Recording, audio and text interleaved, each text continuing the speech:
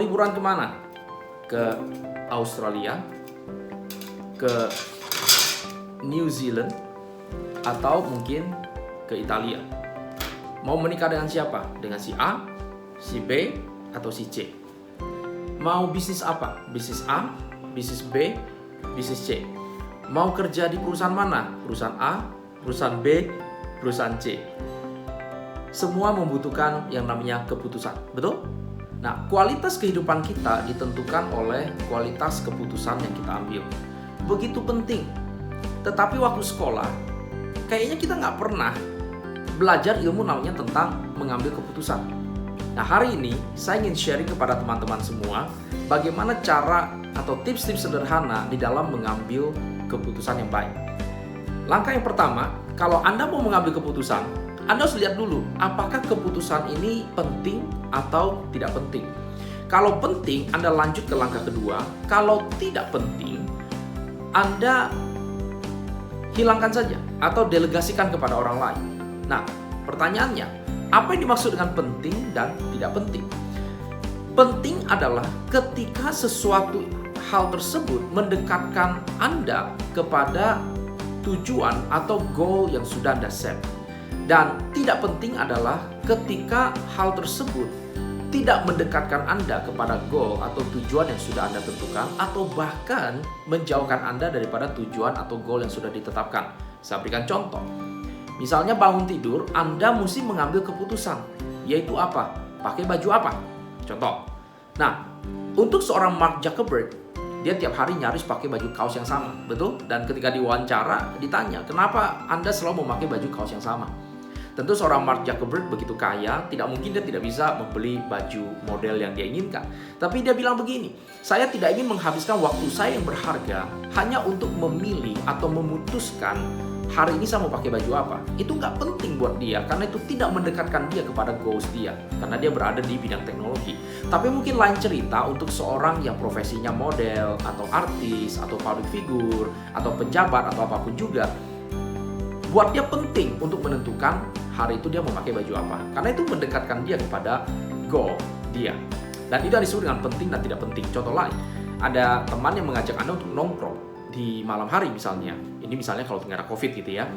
Maka Anda harus mikir, apakah nongkrong ini penting atau tidak penting?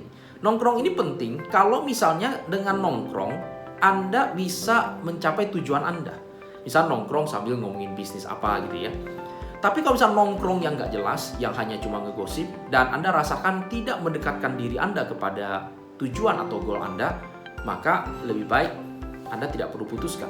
Nah, kembali lagi, ya langkah pertama, kalau Anda mau mengambil keputusan, Anda mesti lihat dulu, keputusan ini penting atau tidak penting. Kalau penting, lanjut ke keputusan yang kedua. Kalau tidak penting, maka delegasikan kepada orang lain.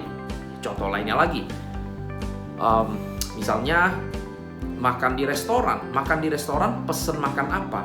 Buat saya, makan di restoran, pesen apa tidak penting buat saya. Karena buat saya yang penting saya ada nasi, bisa makan, kenyang, dan selesai. Tetapi mungkin buat 1 dan 2 teman yang lain, mungkin itu penting buat mereka. Dan mereka bisa menghabiskan waktu sampai 15 menit hanya untuk memilih makan apa gitu ya. Oh, ini ikannya diapain, beratnya berapa, dan lain sebagainya. Buat saya itu nggak penting. Jadi saya akan mendelegasikan kepada orang lain. Nah, langkah yang kedua adalah kalau Anda sudah menetapkan itu ada sesuatu yang penting, maka langkah kedua Anda harus menetapkan yang namanya kriteria pengambilan keputusan dan juga timeline atau deadline atau waktu. Jadi yang pertama, Anda harus menetapkan dulu apa 3 kriteria pengambilan keputusan Anda, karena itu akan membantu Anda untuk mensortir opsi-opsi yang tidak perlu. Contoh misalnya Anda harus mengambil keputusan membeli rumah A, rumah B, atau rumah C. Itu keputusan yang penting karena biayanya besar gitu ya, dan mungkin seumur hidup Anda beli rumah hanya itu atau pertama kali beli rumah. Maka Anda harus lihat dulu apa kriteria rumah yang Anda inginkan. Nah, bisa jadi kriterianya adalah akses atau lokasi, fasilitas, mungkin ya lokasi, akses, fasilitas, dan lain sebagainya, dan budget misalnya. Nah, kalau Anda sudah menetapkan yang namanya kriteria, maka banyak rumah yang akan Anda shortlist atau Anda filter atau Anda saring.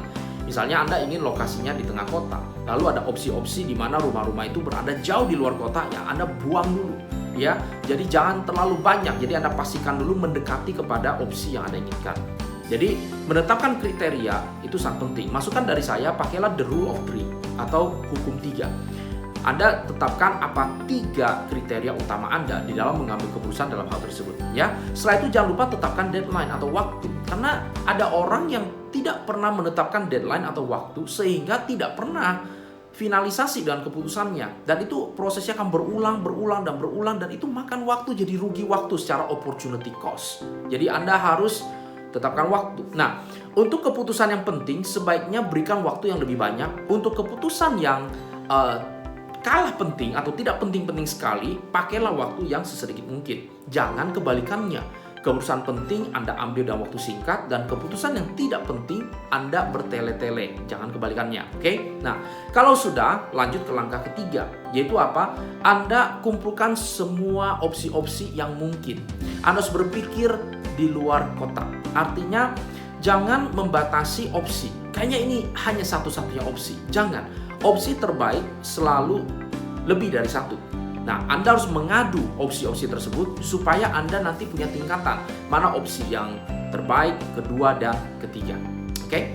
Nah, langkah yang keempat, kalau Anda sudah shortlist opsi-opsi tersebut, masukan dari saya lagi-lagi pakai the rule of three, yaitu batasi sampai 3 opsi, karena lebih dari 3 opsi jadi pusing, nanti Anda jadi paralyzed, malah jadi lumpuh, tidak mengambil keputusan, kebingungan, ngabisin waktu untuk mencari info. Kalau terlalu sedikit, nanti jadi kurang bagus. Jadi batasi 3. Nah, kalau Anda sudah dapat 3 opsi, 1, 2, 3. Nah, Anda adu lagi. Dari 3 opsi yang baik ini, mana yang merupakan opsi yang terbaik? Karena keputusan yang terbaik, lawan terberatnya adalah bukan tidak mengambil keputusan, bukan mengambil keputusan yang salah, atau bukan keputusan yang jelek. Tetapi lawan terberat daripada keputusan terbaik adalah keputusan yang baik. Oke, jadi ada 3 opsi di depan Anda. Nah, bagaimana caranya Anda memilih the best from the best? Kira-kira begitu ya. Nah, pakailah ilmu yang namanya ROI. Nah, ROI di sini bukannya singkatannya return on investment yang biasa kita pakai, bukan. ROI di sini adalah R stands untuk risk atau resiko. O itu adalah opportunity atau peluang, dan I itu adalah investment atau biaya yang harus dikeluarkan. Jadi kalau saya boleh jelaskan, R ini adalah resiko. Jadi di dalam Anda memilih sebuah opsi, opsi terbaik adalah kalau resikonya itu yang paling rendah. Nah, apa yang dimaksud dengan resiko? Resiko adalah hal-hal buruk yang mungkin terjadi kalau Anda mengambil keputusan tersebut. Hal buruk tersebut bisa berupa diomelin orang, bisa berupa gagal, bisa berupa jadi bangkrut, bisa berupa salah pilih, dan lain sebagainya. Itu namanya resiko. Dan setiap keputusan pasti ada resiko. Cuma ada yang resiko tinggi, resiko rendah, dan resiko sedang. Nah, seperti Warren Buffett, beliau selalu menekankan yang namanya resiko, yaitu jangan taruh semua telur di dalam satu basket. Nah, itu bicara tentang manajemen resiko. Kalau Anda mau ngetes kedalaman air, jangan 2 kaki langsung dicelupin, tapi 1 kaki dulu. Kira-kira begitu ya. Nah, itu yang disebut dengan kalkulasi resiko. Nah, ROI dimulai dari huruf R atau resiko. Berarti ini adalah hal yang paling penting dalam proses pengambilan keputusan. Karena keputusan yang baik itu harusnya keputusan yang low risk. Jadi, dan dia ditaruh di pertama, dan ini ada maksudnya. Jadi kalau tidak ada maksudnya bisa jadi saya ganti jadi ORI, betul ya? Jadi opportunity, risk, dan investment. Tapi ini harus ROI. Artinya resiko itu adalah yang paling pertama Anda lihat dalam mengambil sebuah keputusan. Bagian yang kedua adalah O. O itu opportunity. Opportunity itu bicara tentang akumulasi atau gabungan, kombinasi dari manfaat-manfaat yang akan Anda dapatkan, baik yang tangible maupun intangible, baik kondisi sekarang maupun kondisi masa depan, sebagai akibat dari Anda mengambil keputusan ini. Misal kalau Anda mengambil sebuah keputusan, oke, saya akan masuk ke bidang investasi ini. Opportunity-nya sekarang mungkin nggak terlalu gede, tetapi in the long run itu akan bagus. Nah, itu yang dimaksud dengan opportunity. Dan tentu keputusan yang baik adalah yang opportunity-nya high. Oke? Hindari mengambil keputusan yang low opportunity. Karena buat apa Anda mengambil sebuah keputusan yang low opportunity?